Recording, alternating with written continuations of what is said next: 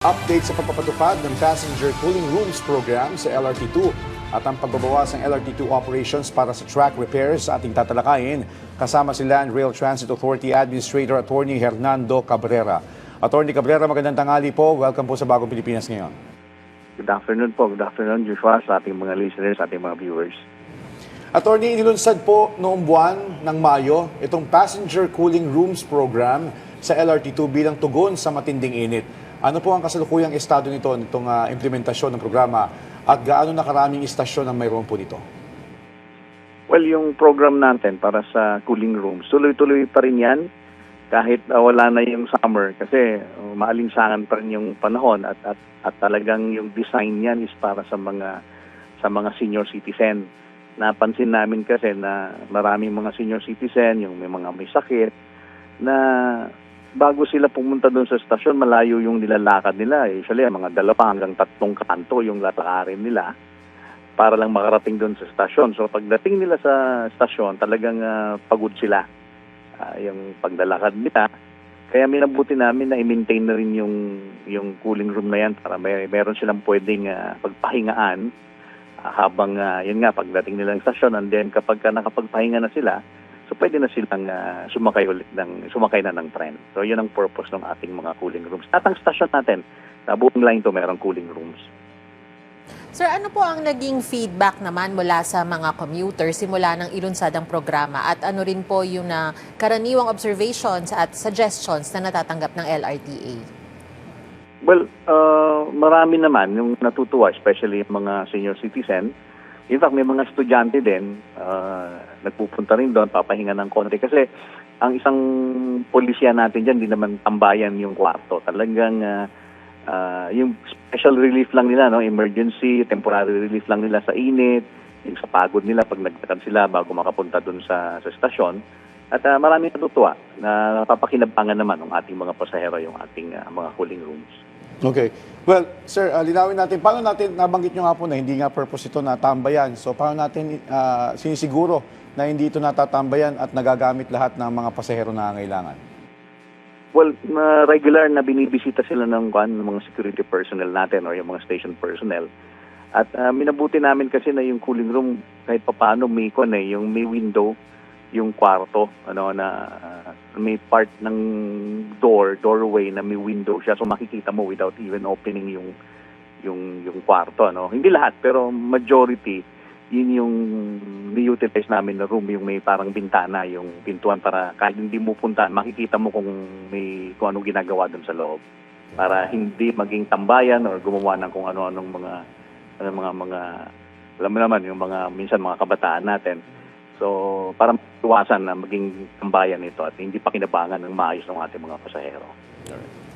Kaugnay naman po ng pagpapabuti ng inyong serbisyo, inanunsyo po na paiikliin na po ang operating hours ng LRT2 simula ngayong araw para bigyang daan ng agarang track repairs. Pwede niyo po bang ipaliwanag kung saang mga istasyon ito at ano po yung naging problema at bakit kinakailangan ang agarang pagkukumpuni? Ay, lilinawin ko sa July 25 pa ito. Yung ating shortened operating hours, kung lang ito sa July 25, isang araw lang ito on a Saturday. In-announce lang namin ng maaga and we will continue announcing this one month before para at least maabisuhan ng mabuti yung ating mga pasahero. So, linawin ko, yung ating shortened operations will only happen on July 25 on a Saturday. In-announce lang namin ng maaga and sabi ko nga, we intend na i-announce ito every day para at least malaman ng lahat. Kasi minsan pag may mga ganitong mga scenarios, pagka yung advance notice na 1 week, 2 weeks kulang marami pa rin hindi nakakaalam. So minabuti namin na gawing 1 month yung aming uppiso para masaturate namin lahat ng pasahero. At alam nila na on July 25, maaga kaming magsasara. Yung aming train operations, ang last train namin on July 25, which is a Saturday, yung last train galing ng Antipolo would be 8 and then yun naman sa kabila is 8:30 galing ng Recto. Okay, maganda po yan. Sa gayon ay maiwasan nga po yung gulatan. Pero ito, Yusek, pakipaliwanag po, Ano po ang kahalagahan ng rigid frog nose sa operasyon ng tren at ano po ang posibleng panganib o epekto kung hindi po ito agad maayos o mapapalitan? Yes, ang papalitan natin actually yung tinatawag natin na a portion. Ito yung meron tayong tinatawag na track switch sa may pagitan ng D-Mapa at saka J. Ruiz. Itong track switch na ito yung pwedeng lumipat yung tren mo from one release to the other sa kabilang release. So, meron kaming parang buwel.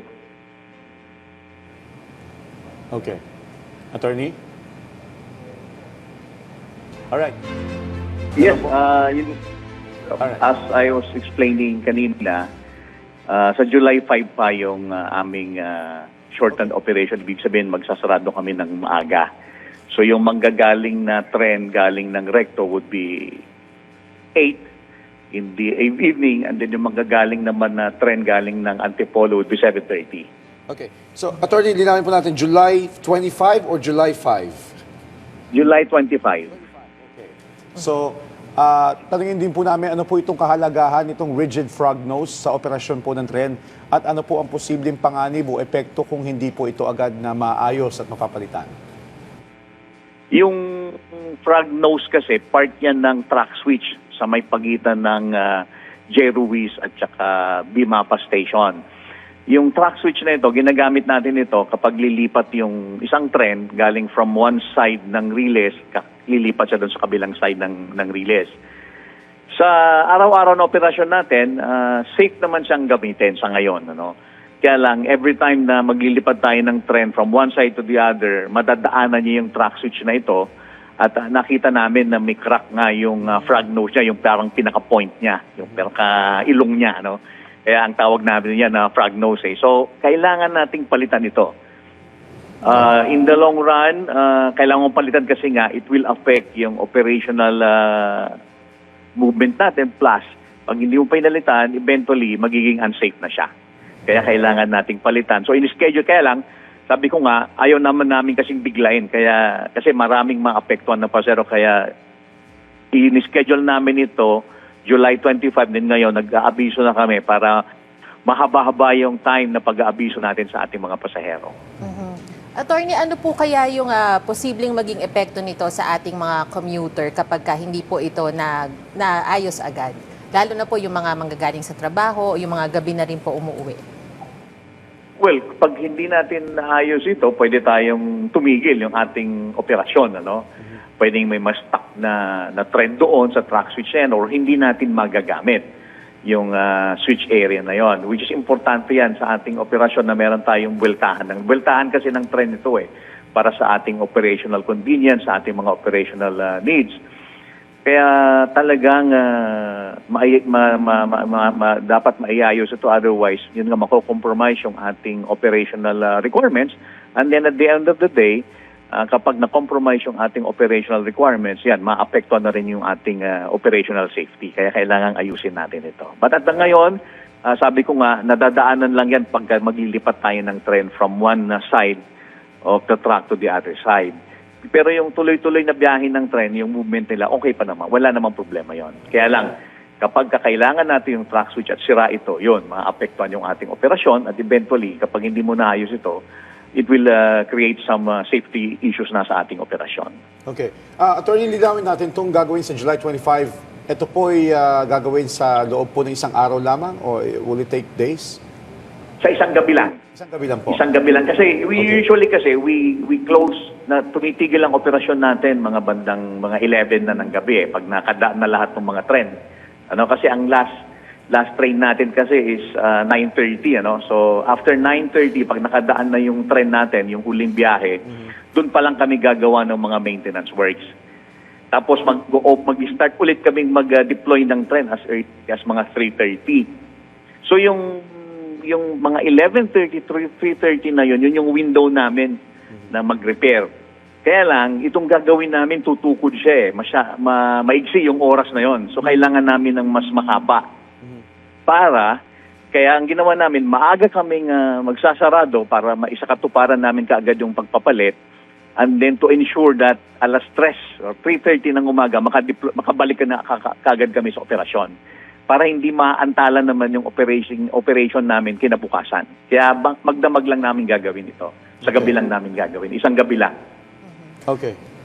Attorney, meron pa po bang ibang bahagi ng LRT2 tracks na kasalukuyang minomonitor para maiwasan po yung ganitong problema?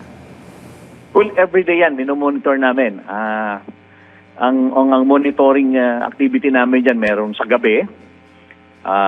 Sabi ko nga kanina, pag dumaan na yung last train natin ng mga bandang mga 11:30, mag-start na yung ating maintenance procedures. So kasama dyan yung minomonitor natin, yung mga relays, yung mga kable natin, up until mga 3:30 yan ng madaling araw. Kasi at around 3:30, mag-start naman kami mag-deploy na ulit ng tren, mag-aakit na kami ng tren, and then at 5 in the morning, mag-open na kami.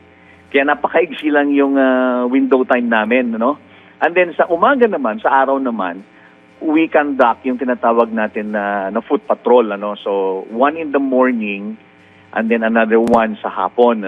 So yung mga pasahero natin, mapapansin nila dyan, may mga naglalakad na mga maintenance personnel habang tumatakbo yung tren. May some section dyan ng ating relays, may makikita sila dyan na may mga maintenance personnel naglalakad. Ang ginagawa ng mga talagang ini-inspection nila yung ating relays, yung ating mga able. Kasi yung inspection process na yon, while we do it at night, every night, iba pa rin yung sikat ng araw eh. Sa gabi kasi hindi mo masyadong makikita yan. Madilim, iilawan mo pa, kailangan mong lagyan gumamit ng flashlight, mga searchlight para lang makita mo yung ini-inspect mo. Mas madali mong makita kung may problema sa araw. Kaya minabuti namin na 1 in the morning and then another 1 in the afternoon, nagkakaroon tayo ng foot patrol para inspect lahat ng ating mga relays at ating mga kable. Alright. Attorney, bilang panghuli po, mensahe niyo po sa ating mga commuters na sakasakali po baka mabago ang kanilang mga schedule at ano po yung maaari nilang gawin para po makapag-adjust sa pansamantalang pagbabago po ng biyahe. Although gagawin niyo po ito tama po sa Sabado naman. Opo. Remind ko lang po, yung ating mga pasahero natin sa darating na July 25, Sabado po ito, maaga po kaming magsasara, Kaya lang, minabuti po namin na magdi-deploy kami ng halos, I think, mga 7 na shuttle van. And then, nag-request na rin kami ng mga buses from MMDA at saka sa PPA, sa Philippine Ports Authority at saka sa PNR. Nag-request kami kung makahiram kami ng mga bus nila para i-deploy namin. So, magdi-deploy po kami ng mga shuttle vans at saka buses sa araw po na yon para may magamit naman po yung ating mga pasahero once maaga po kami magsarado ng aming mga stasyon. July 25 po ito, Saturday po ito. Okay. Alright, maraming salamat po sa inyong oras, Land Rail Transit Authority Administrator Attorney Hernando Cabrera.